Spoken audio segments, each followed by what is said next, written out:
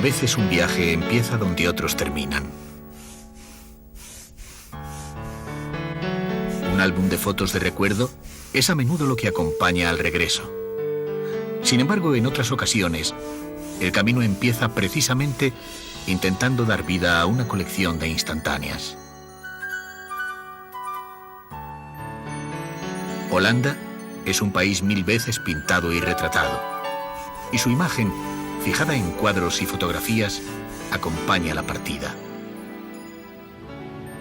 Quien, cargado con ese bagaje, inicia el recorrido por Holanda, siente curiosidad por saber cómo se compaginan esas bellas estampas con la nación del desarrollo económico y el régimen de tolerancia y libertades en un país que siempre parece ir un poco por delante de los demás y realizando la proeza de vivir sobre el espacio ganado al agua. Una visita a Holanda permite descubrir que lo que da sentido a este país es su capacidad para inventar día a día su horizonte.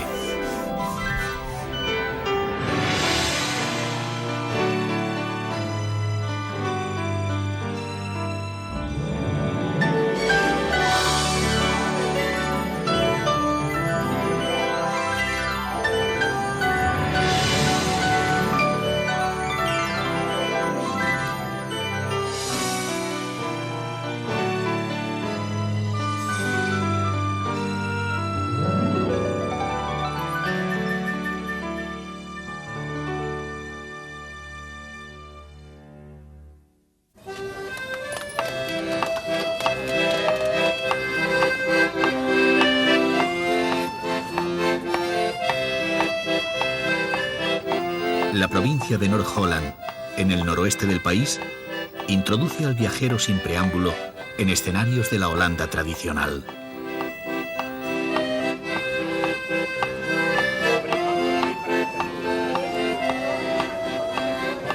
Es viernes y son las 10 de la mañana cuando comienza el mercado de quesos en la plaza del peso público de Alkmaar.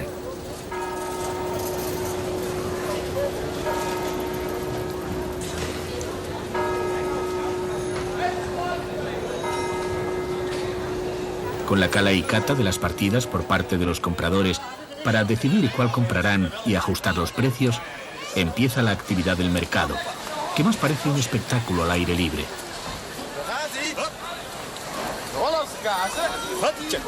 Al principio es difícil saber qué sucede ante nuestros ojos, pero poco a poco se irá entendiendo que se está ante un mercado real, regido por un antiguo rito y protagonizado por el gremio de porteadores de quesos. El gremio de porteadores lo componen 4 compañías que se distinguen por el color de su sombrero. Cada compañía tiene su capataz.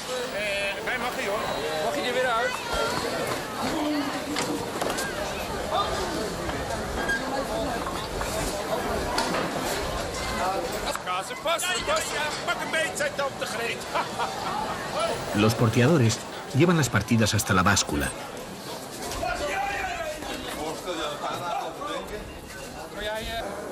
Allí el encargado de poner las pesas en la balanza es el tasman, que se reconoce porque lleva un bolso en la cintura.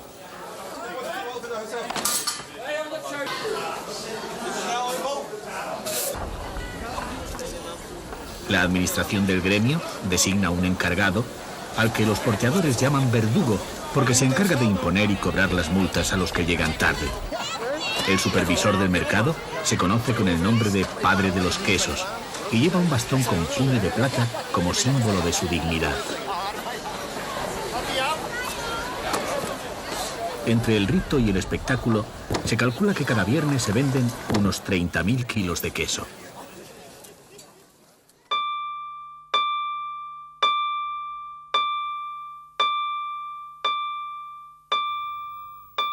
Al salir de Alkmaar, comienza el recorrido por la provincia de Noord-Holland, que se extiende entre el Mar del Norte y el lago IJsselmeer.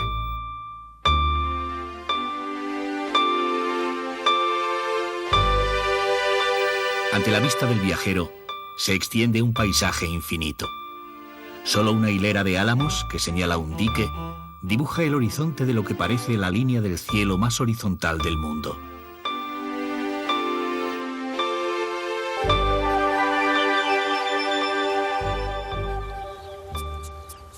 Estamos en territorio de polders, tierras cultivables o para prados que ocupan el espacio donde antes estaba el mar o había un lago.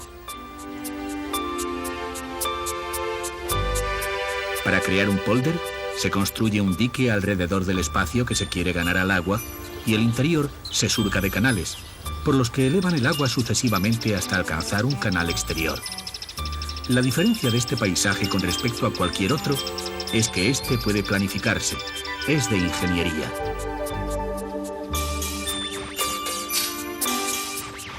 En el espacio nuevo recién creado, las carreteras y los canales parecen rectas interminables. Los holandeses dicen con cierto orgullo que cuando Dios creó el mundo, se olvidó de Holanda y tuvieron que hacerla ellos. El gran impulso de creación de tierra comenzó en el siglo XVII. Un tercio del territorio holandés actual estuvo en otro tiempo bajo dominio del agua.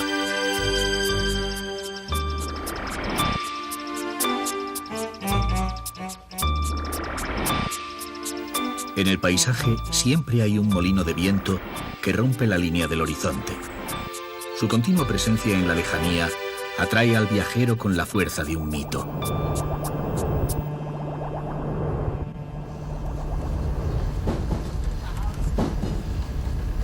La frecuencia con que sopla el viento y la falta de obstáculos que lo detengan han hecho que en Holanda haya molinos para todo. En Zaandam se visita uno llamado El Gato. En el interior se respira el ambiente y se siente el pulso de otro tiempo. Sin embargo, según el molinero, el ritmo de un molino no es precisamente lento cuando el viento sopla. Para él, el viento es una fuente de energía bastante caprichosa que rige la vida de quien gobierna el molino. Cuando quiere soplar, mata a trabajar. Y cuando no quiere hacerlo, el molinero no tiene otro remedio que cruzarse de brazos. El Gato es el último molino de colores que queda en el mundo. En el siglo XVII los usaban los teñidores de telas y los pintores. Ahora los usan sobre todo los restauradores de cuadros. De windmolen De Kat in Zaandam is gebouwd in 1782 en is de laatst werkende windverfmolen ter wereld. El molinero dice que muele diferentes minerales hasta convertirlos en pigmentos colorantes con los que pintar, y también maderas, raíces y plantas que se utilizan para teñir telas. Dat is eigenlijk het tekort wat deze molen produceert. Daar is hij nog dagelijks voor aan het werk. Algunos nombres de colores resultan curiosos, como el púrpura calavera, el rosa cerdito y el amarillo de la India.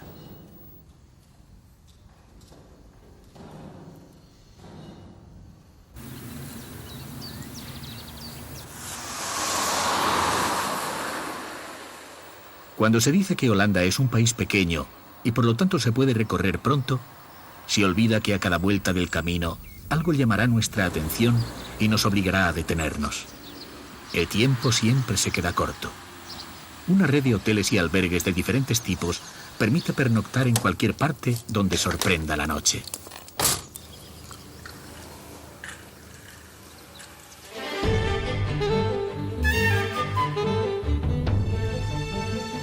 El nuevo día nos lleva a las orillas del lago IJsselmeer, que hasta la construcción del Gran Dique del Norte era también un mar, el antiguo Mar del Sur. Marken era una isla que ahora está unida a la tierra por una carretera. El pueblo es pequeño y su modelo de vida es tradicional. Sin embargo, los jóvenes no quieren dejarlo.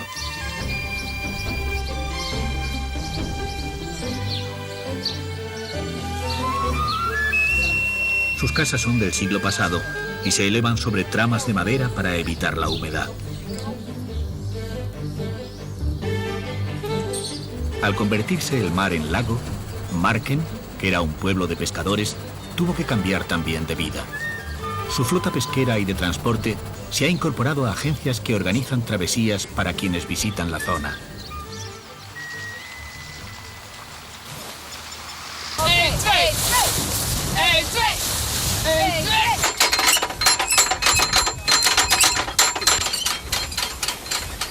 El Avanti tiene un siglo de vida.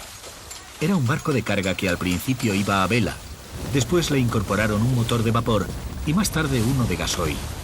Su capitán, Jean Plomb, que es su cuarto propietario, lo ha devuelto a su vieja condición de barco de vela y lo usa para hacer excursiones. Cuando el Avanti se adentra en el lago, el viento sopla con fuerza y la embarcación desarrolla la misma velocidad que si estuviera en mar abierto. En el silencio, apenas rasgado por las olas y el silbido del viento, el IJsselmeer deja sentir todo el peso de su historia.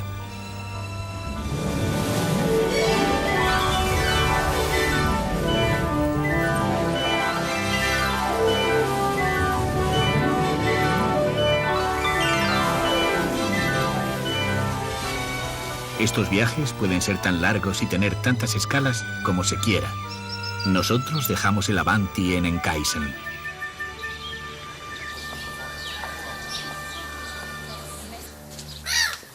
En Enkhuizen se visita un museo al aire libre donde se puede ver cómo era la vida de estos pueblos cuando el lago era mar. La reconstrucción es fiel. Las casas son de verdad, trasladadas desde aldeas de la zona, y los personajes que faenan en ellas lo hacen como lo hicieron en estos mismos ámbitos hace 100 años.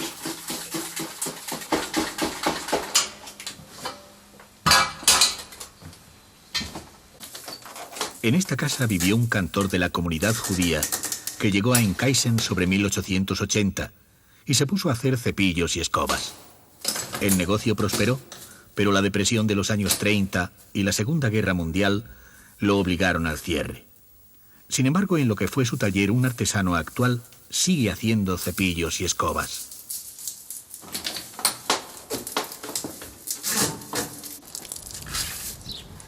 El museo es como un libro cuyo texto se materializara y sus personajes se reencarnaran ante el lector para hacerle de cicerones. Este pescador que cose redes habla del accidente que sufrió su personaje hace muchos años, como si él mismo lo hubiera sufrido.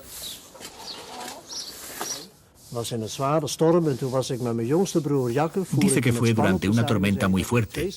Estaba con su hermano Jack y navegaba con 2 barcos con la red de por medio.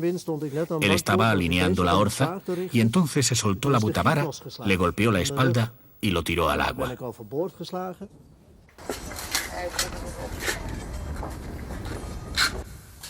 Entrar en el museo de Enkhuizen es como navegar a través del tiempo, encontrarse con un mundo desaparecido y sentir su ritmo.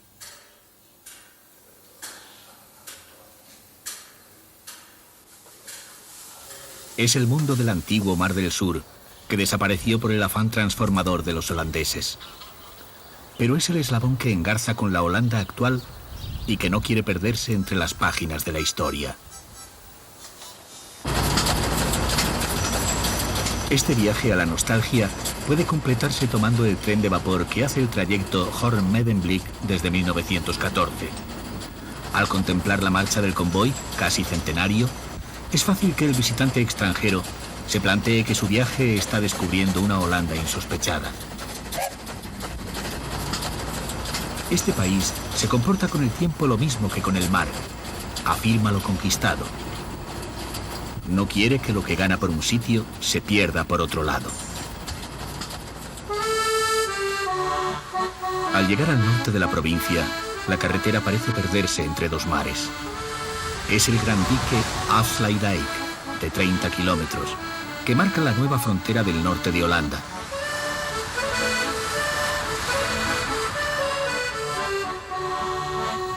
A un lado queda el mar de Baden y al otro el antiguo Mar del Sur, convertido en lago.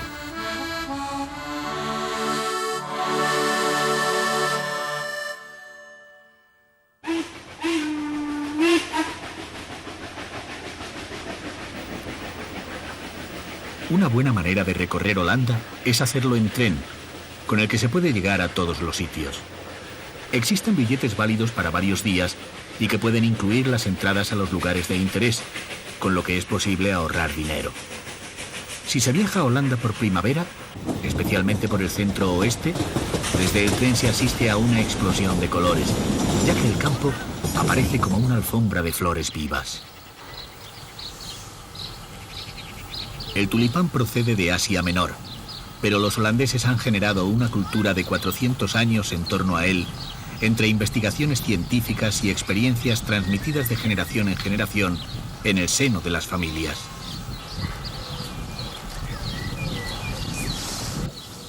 Contra todo lo que pueda pensarse, las flores que se ven en los campos no suelen venderse. Están en exhibición al tiempo que se reproducen los bulbos. Quien se interese por ellas, comprará los bulbos que resulten de esta plantación y los plantará él mismo al año siguiente.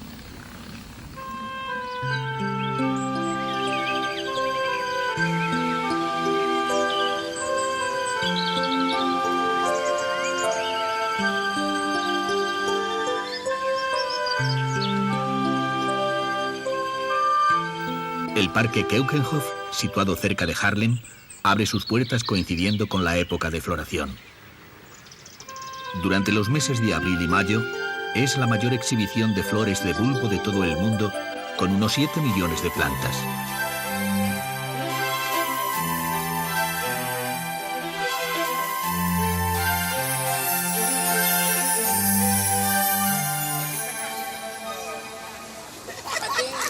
En Holanda hay registradas 5.000 variedades de tulipanes, según formas y colores.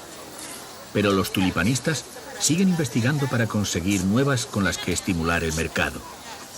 La más buscada es la del mítico tulipán negro, de la que hasta el momento solo se ha conseguido una aproximación con la variedad violeta oscuro.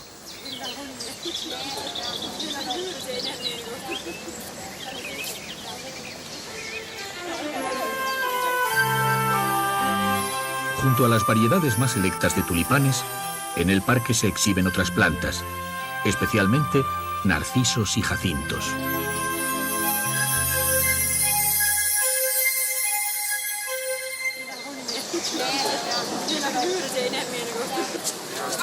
La exposición de Keukenhof representa 10 meses de preparación para 2 de disfrute.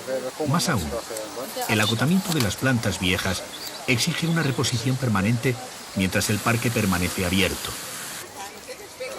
La recompensa es la promesa de un jardín diferente cada día que amanezca y de un espectáculo distinto cada día que se visite.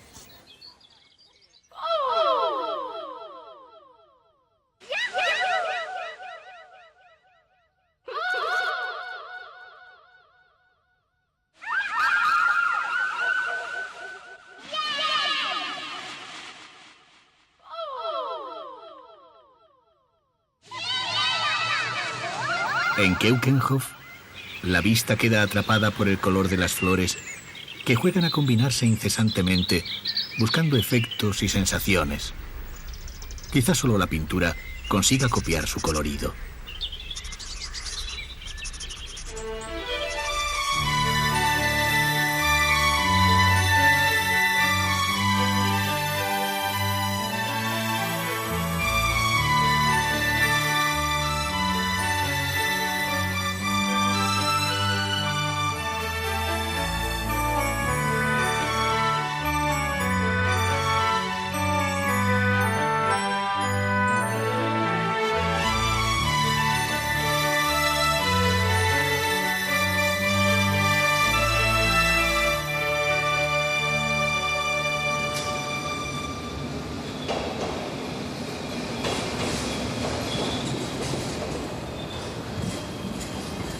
Desde Keukenhof, el tren traslada a Haarlem en unos minutos.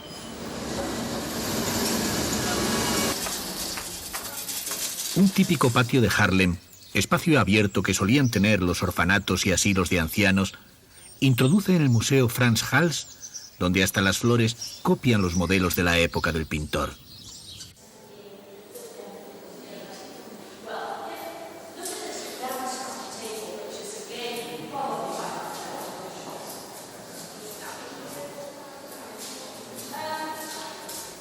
En una de las salas del museo nos sorprende un hecho poco frecuente: la restauración de un cuadro antiguo a la vista del público.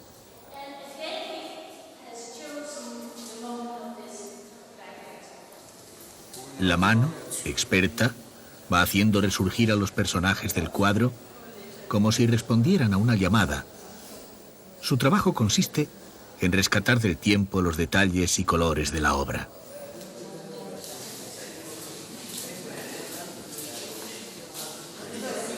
Frans Hals está considerado el más holandés de todos los pintores. Con este pintor se inicia el retrato social de un estado burgués que se había convertido en la primera potencia comercial de Europa y disfrutaba de una independencia y un bienestar no conocidos hasta entonces. Los temas que más abundan en su obra son los retratos de personajes influyentes, solos o en sus corporaciones, satisfechos de verse reflejados en la posición social que habían alcanzado, como si se miraran en un espejo.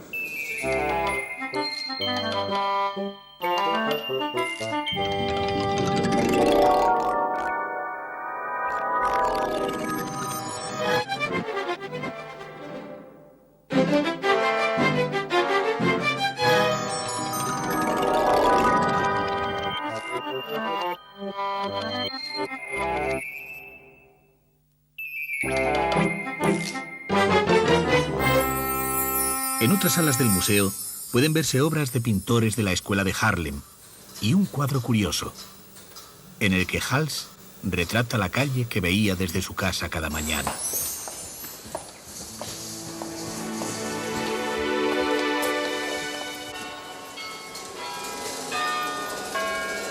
Haarlem fue la primera capital del condado de Holanda y durante algún tiempo rivalizó con Ámsterdam. Sus habitantes actuales tienen a orgullo conservar el recuerdo de aquella época en su casco histórico y ser la salvaguardia del neerlandés, que es la lengua oficial holandesa.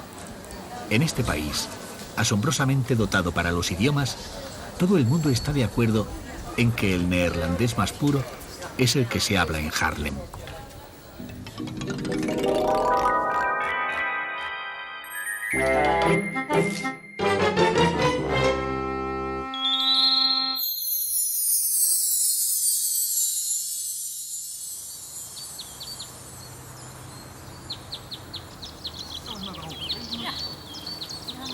En la región natural de Sailube, situada en la provincia de Gelderland, se puede salir del hotel en bicicleta y adentrarse en el parque de Hoge Sailube, todo cuanto dé en el corazón y las piernas. Quien llegue al parque sin ella puede elegir entre las que haya disponibles a la entrada de manera gratuita.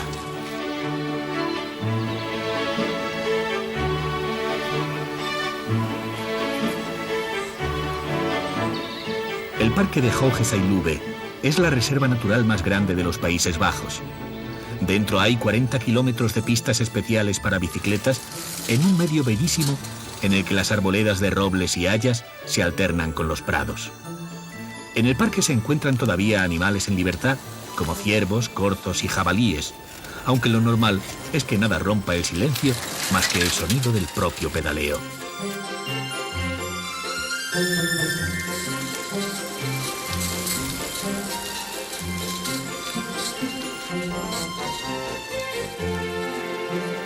Aunque Holanda sea uno de los países más desarrollados del mundo, su corazón se mueve a golpe de pedal. En algún paisaje holandés puede faltar un molino o un canal, pero difícilmente faltará una bicicleta, que es el medio de locomoción más común para los pequeños y medianos trayectos.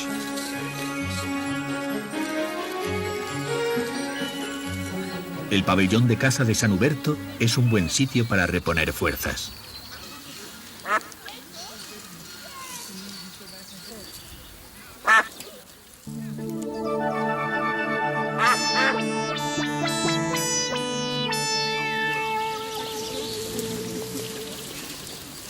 Dentro del parque se encuentra el Museo Kröller-Müller.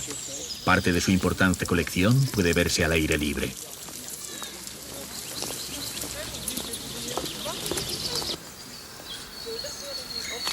En un espacio de 10 hectáreas, casi un centenar de esculturas de artistas contemporáneos parecen salir al encuentro de quien realiza el recorrido.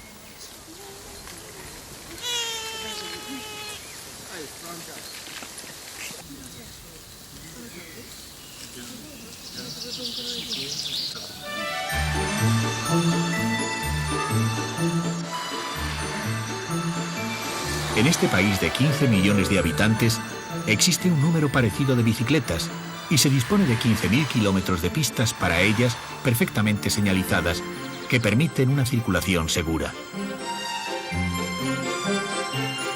Siguiendo la pista que va a Apeldoorn, puede visitarse el Palacio Real de Het Loo, situado en medio de uno de los parajes más bellos de Holanda.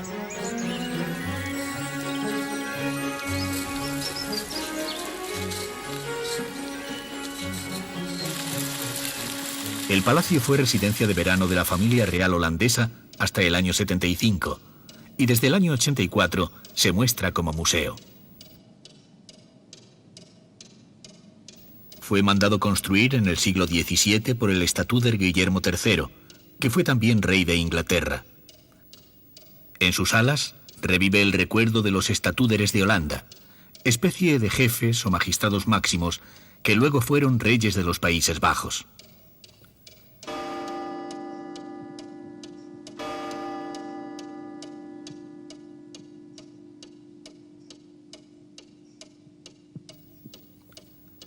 Este palacio es muy visitado por los propios holandeses, que se sienten muy familiarizados con sus reyes. Guillermina y Juliana, que precedieron en el trono a la actual reina, están en el corazón y en el recuerdo de todos los holandeses, como si fueran sus propias antepasadas.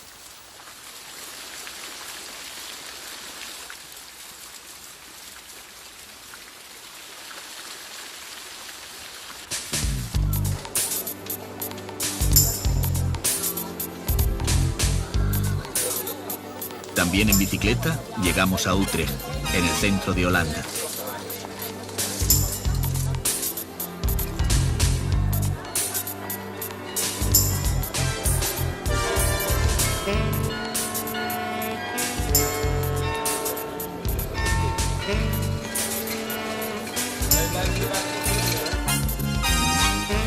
En cualquier ciudad puede apreciarse lo que las bicicletas representan para los holandeses. Son sus compañeras inseparables y una de las cosas que más echan de menos cuando se encuentran fuera de su país.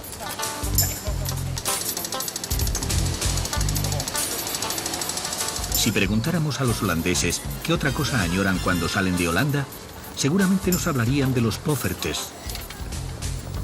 Los poffertes son buñuelos de pasta batida con mantequilla que se sirven espolvoreados con azúcar.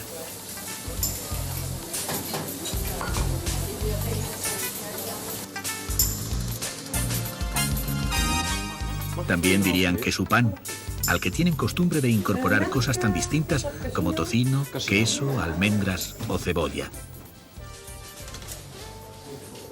Ik heb ook nog een ronde casino. Nee, doe maar gewoon een hele. Pero sobre todo al caer la tarde, lo que más echan de menos son los cafés marrones, los típicos cafés de barrio. Locales con solera que se distinguen por el color de sus paredes, oscurecidas por la acción del tiempo y el tabaco.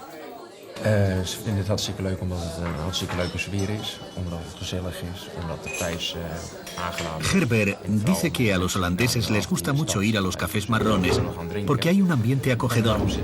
Según él, es muy gezellig y los precios son asequibles.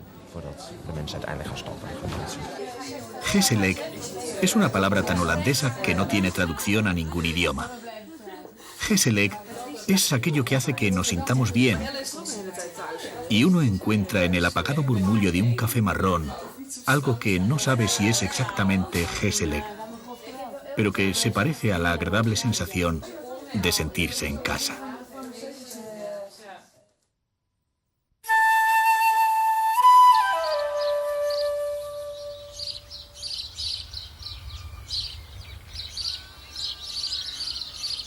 Kinderdijk y sus molinos de viento constituyen uno de los paisajes que más pueden impresionar al viajero que recorra Holanda. Están situados en una zona de tierra antigua, en la que la vida ha sido posible gracias al infatigable esfuerzo de los molinos, que en un paciente trabajo de siglos han estado evacuando el agua de la tierra, elevándola poco a poco hasta dejarla en los cauces de los ríos.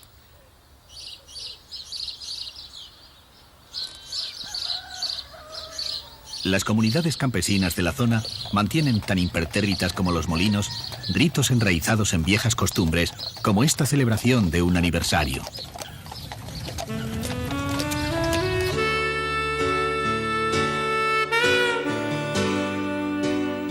Esta zona es quizás la más baja de todo el país. Su altitud ronda los 5 metros bajo el nivel del mar. Si no fuera por los diques, esta tierra quedaría bajo las aguas del mar o de los ríos.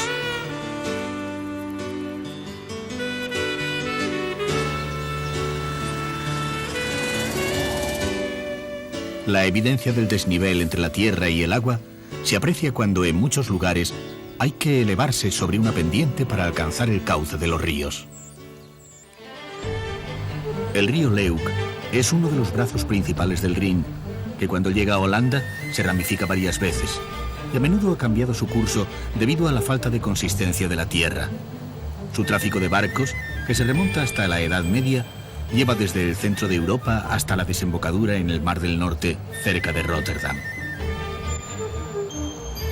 Siguiendo la corriente del río Leuk, vamos a recorrer Rotterdam, Delft y La Haya, para acabar en el sur, en la provincia de Zeeland.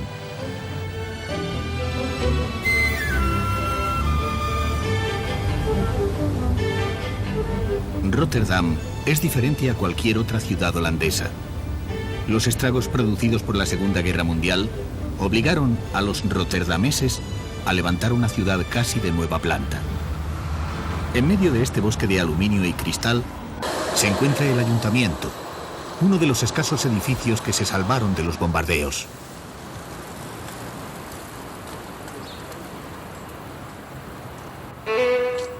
En la ciudad nueva hay algunos ejemplos de arquitectura experimental, como las casas de los cubos, que se han convertido en una de las imágenes de Rotterdam por su manera extravagante de buscar la luz.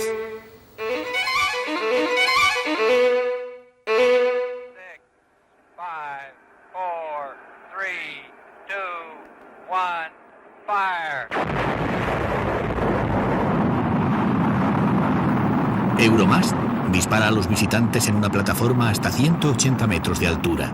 Desde lo alto se obtiene la mejor panorámica de Rotterdam y una idea aproximada de su inabarcable puerto. Quien quiera navegar por este mítico río o conocer mejor las instalaciones portuarias puede embarcarse en las excursiones que las recorren.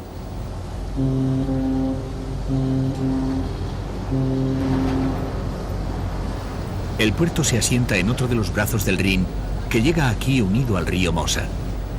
Los mojones numerados que aparecen en las orillas señalan los kilómetros que llevan recorridos los navegantes que hayan empezado su viaje donde el Rin comienza a ser navegable. Sus muelles, que alcanzan los 40 kilómetros, forman la terminal más grande del mundo, con una capacidad para 9 millones de contenedores, y la entrada de barcos se estima en más de 30.000 al año.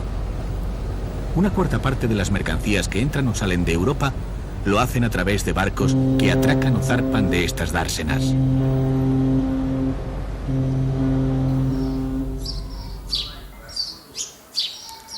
Cerca de una ciudad tan moderna como Rotterdam, en Delft, se puede asistir, como contraste, a la elaboración de la famosa porcelana de esta ciudad por procedimientos parecidos a los del siglo XVII. Los objetos de barro toman forma en un molde y luego se cuecen al horno durante 24 horas a más de 1000 grados.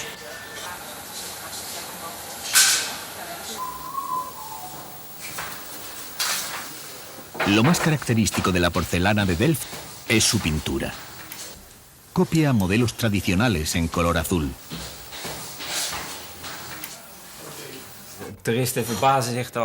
El pintor dice que los turistas siempre se sorprenden de que la pintura se haga en negro y luego resulte de color azul, y explica que es un proceso químico que se produce en el horno. Los dibujos se hacen en negro con óxido de cobalto.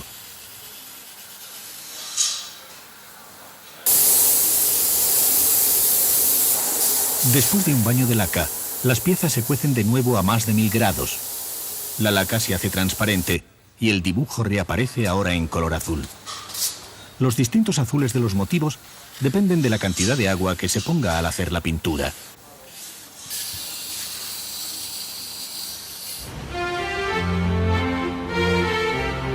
Ya cerca del mar, llegamos a La Haya, que es residencia oficial de la familia real y del gobierno de la nación.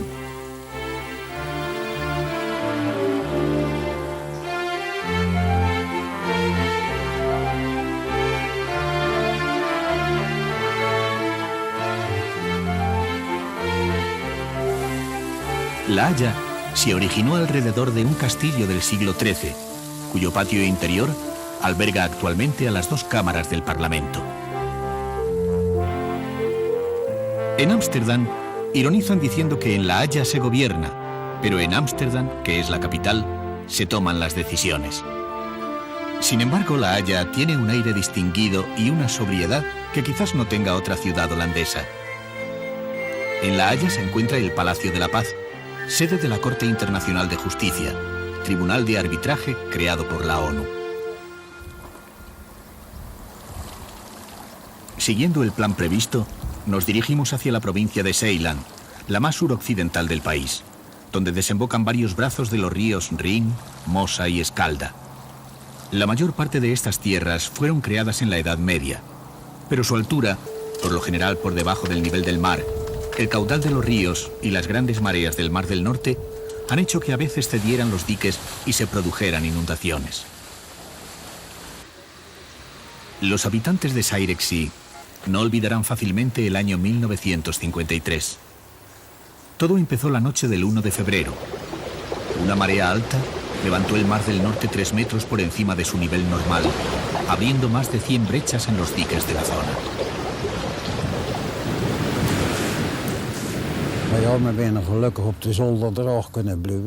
Ben Snijders, un campesino que siempre ha vivido aquí, dice que el agua superó el muelle del puerto e inundó las calles porque están cuesta abajo.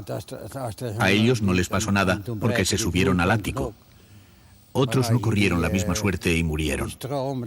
El agua lo había arrasado todo y no se podía nadar porque la corriente era muy fuerte.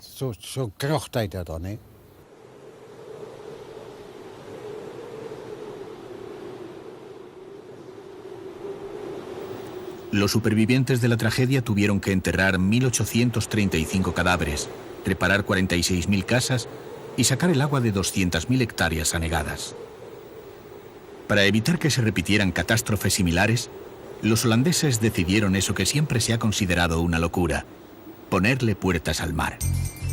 Idearon el Plan Delta. Un conjunto de diques fluviales con esclusas deberían controlar el caudal de los ríos y los brazos de mar.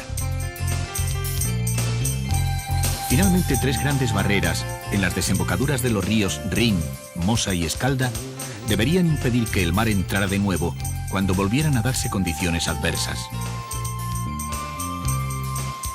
Los 3 diques que cierran la puerta al mar suman 19 kilómetros de frente. La parte más atrevida de la obra es la barrera de la desembocadura del Escalda Oriental, de 8 kilómetros de largo.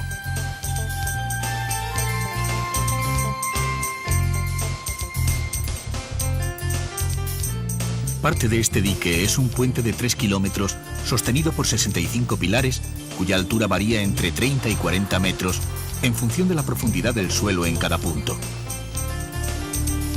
En los vanos entre los pilares hay 62 compuertas de acero que permanecen levantadas para que el agua del río vierta al mar en condiciones normales. Solo en casos excepcionales, de marea muy alta, las compuertas descienden para evitar que el agua del mar entre. En la catástrofe del 53, el agua se elevó más de 4 metros sobre el nivel medio normal. En caso de alerta, las compuertas del dique protegen la zona hasta una subida del mar próxima a los 6 metros, que se considera casi imposible.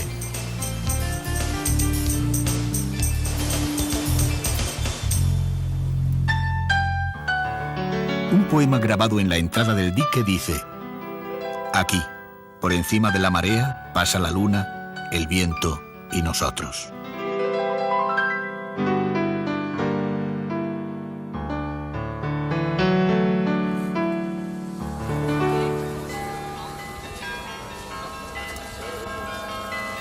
Gouda reproduce el modelo urbanístico de las ciudades holandesas, surcadas por canales y con una plaza en la que se celebran los mercados. Su centro lo ocupa el ayuntamiento. El carillón de la iglesia de San Juan Bautista se encarga de dar la hora, amenizando la señal horaria con un pequeño concierto.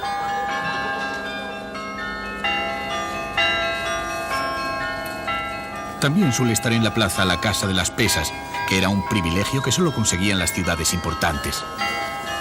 En el caso de Gouda, está relacionada con el mercado de quesos, una industria que tiene más de 300 años en esta ciudad. Echte Además del queso, son típicos de Gouda los stróbafo, unas galletas que endulzan la vida a base de barquillo y miel.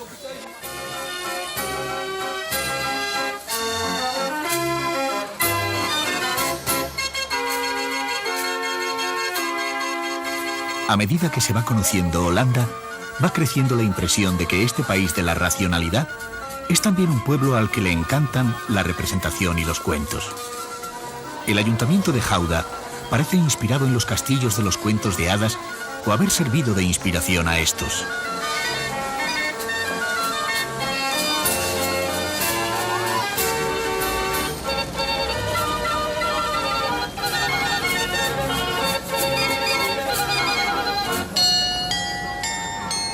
Cada media hora, el carillón de la fachada del ayuntamiento alimenta esa idea que ha ido surgiendo en la mente del viajero acerca del gusto de los holandeses por los cuentos.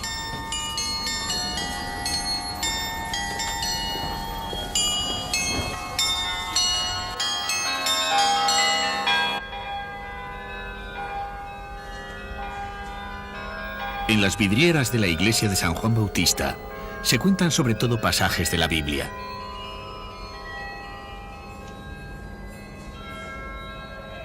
El templo es el más largo de Holanda, debido a que está a 2 metros por debajo del nivel del mar y en suelo pantanoso, y no podía construirse muy alto.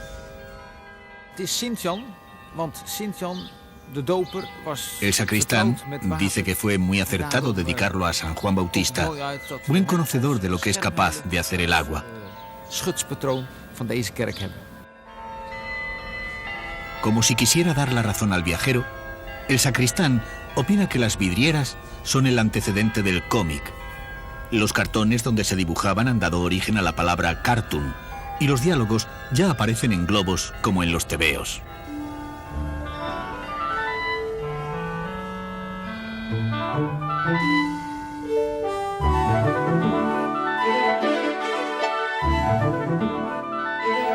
Desde Gouda empezamos un recorrido que continúa en De Efteling y termina en Maastricht, que está en la parte más meridional del país.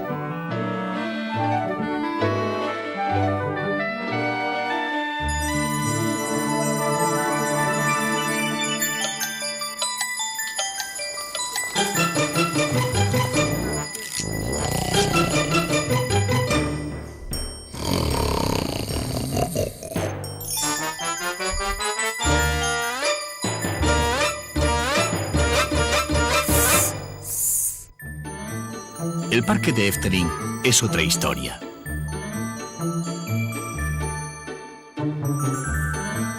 Aquí el mundo de fantasía de los cuentos tradicionales europeos cobra vida, incluso con nuevos recursos. Para acostumbrar a que no se tiren las cosas al suelo, las papeleras mendigan papel para contentar su hambre.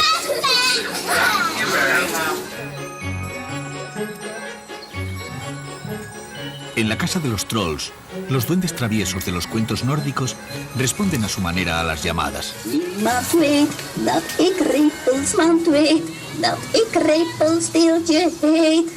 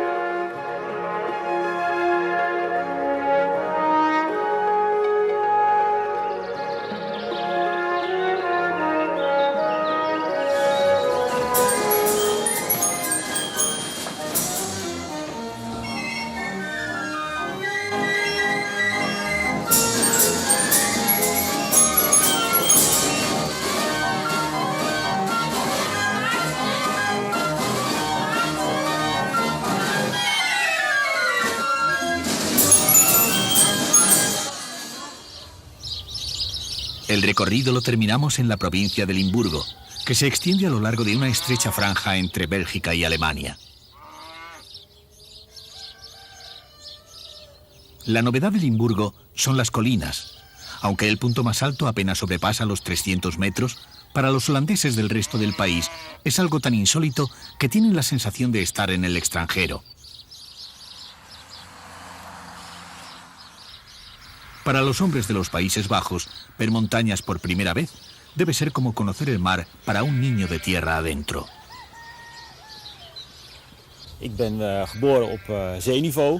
Eric, que ha nacido y crecido a 3 metros bajo el nivel del mar, vivió esta experiencia a los 12 años en un viaje a los Alpes. Dice que fue algo increíble. Él no podía imaginar montañas tan grandes, donde no hay ni granjas, ni animales, ni gente, sino solamente rocas y nieve.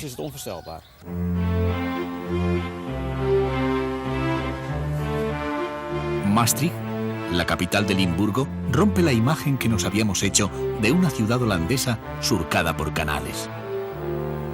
La ciudad deja fuera de sus muros el río Mosa y apretuja sus casas en calles estrechas e irregulares para mejor asegurar su defensa, como todas las ciudades medievales.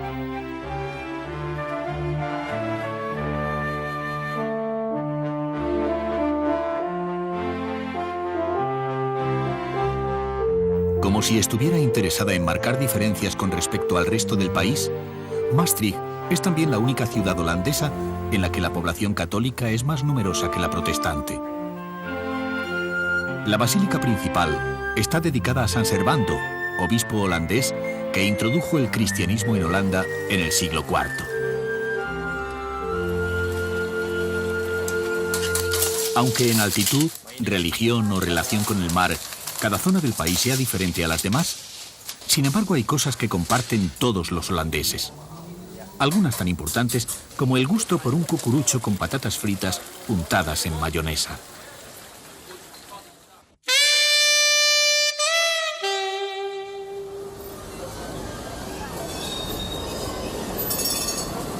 La estación central de Ámsterdam podría compararse con el mayor canal para transporte humano, porque por ella pasa una verdadera riada de gente a cualquier hora del día. Los problemas de aparcamiento de la ciudad persuaden a tomar el tren a quienes tienen que venir a la capital de Holanda, convirtiendo a la estación central en uno de sus puntos neurálgicos y el lugar de partida de cualquier visita a la ciudad.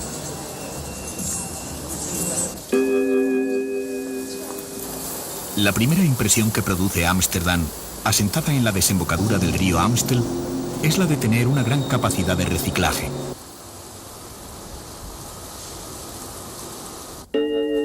Los innumerables canales que la surcan no parece que constituyan un obstáculo para el desenvolvimiento de sus 700.000 habitantes.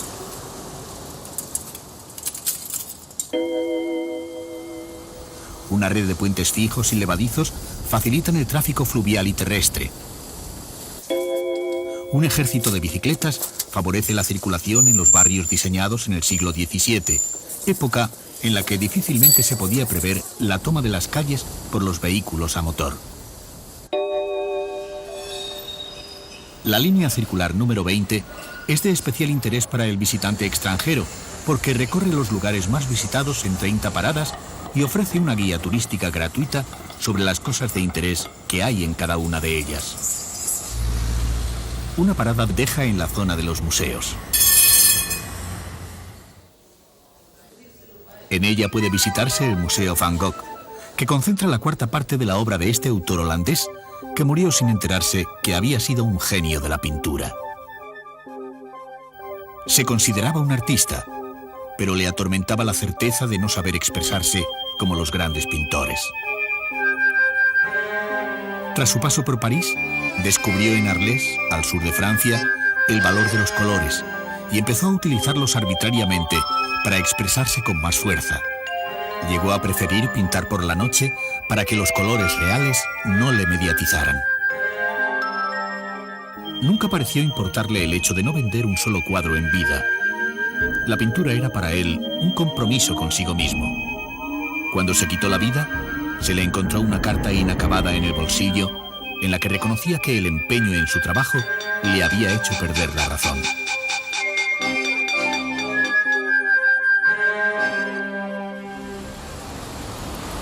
Cerca del Museo Van Gogh se encuentra el Rijksmuseum.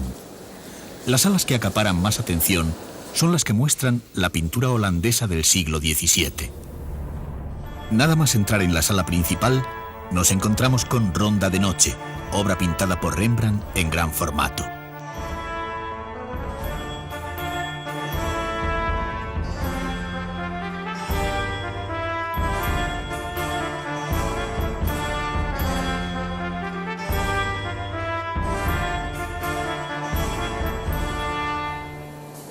Rembrandt, que fue un personaje muy popular en Ámsterdam, cultivó el retrato personal y colectivo, lo que hace pensar que su pintura era del gusto de su época, pese a que su uso de la luz y de las sombras supuso una verdadera revolución.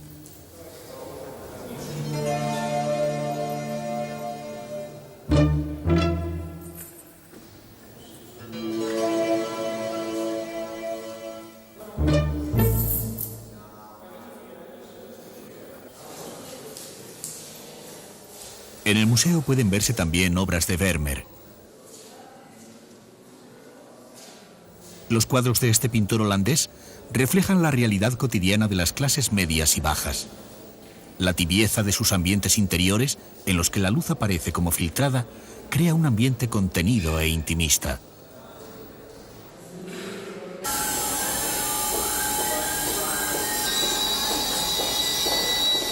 Una visita que suelen hacer muchos viajeros extranjeros en Ámsterdam gira en torno a algo que siempre ha tenido un valor seguro. Las fábricas de diamantes reciben al año 1 millón de visitantes, aunque solo sea para estar cerca alguna vez de una de esas míticas piedras que tanto distinguen. La vendedora, al reconocernos como no iniciados, nos explica que el precio de los diamantes se fija según el peso, que se mide en quilates, y también según el color, la claridad o limpieza y el tallado. Las distintas variables hacen que cada diamante tenga su cédula de identificación, porque es imposible encontrar dos diamantes iguales.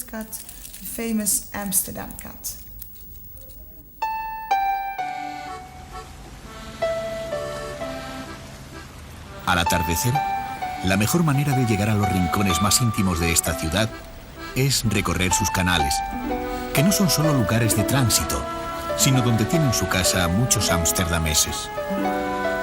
En los canales de Ámsterdam hay más de 2.500 casas flotantes. Son antiguos barcos que han sido convertidos en viviendas estables.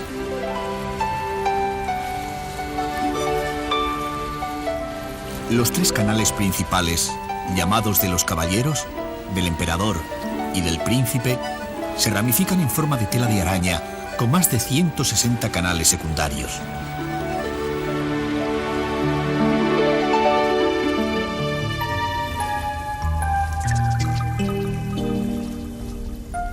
Cuando se echa la noche, los canales se convierten en un laberinto hecho de espejos de azogue en los que los puentes se multiplican por efecto de las luces.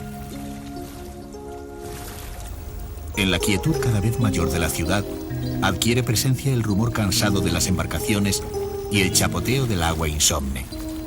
Y el viajero acaba de reconocer en Ámsterdam a una de las ciudades más bellas de Europa. A estas horas, la ciudad está cambiando cada noche 600.000 metros cúbicos del agua de sus canales.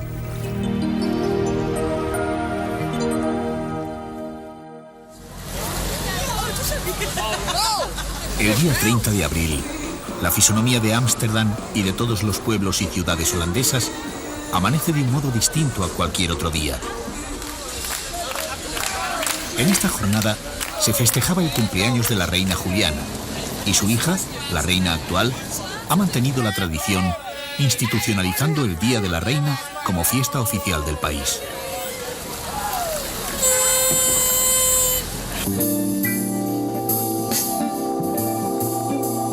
El color naranja que va engalanando las calles es el distintivo de la Casa de Orange. Los tenderetes que se montan en la puerta de las casas o en cualquier sitio libre ponen a la venta lo que cada uno quiere. Cualquiera puede aprovechar este día para vender lo que le sobre o mostrar sus habilidades en público y cobrar por ello.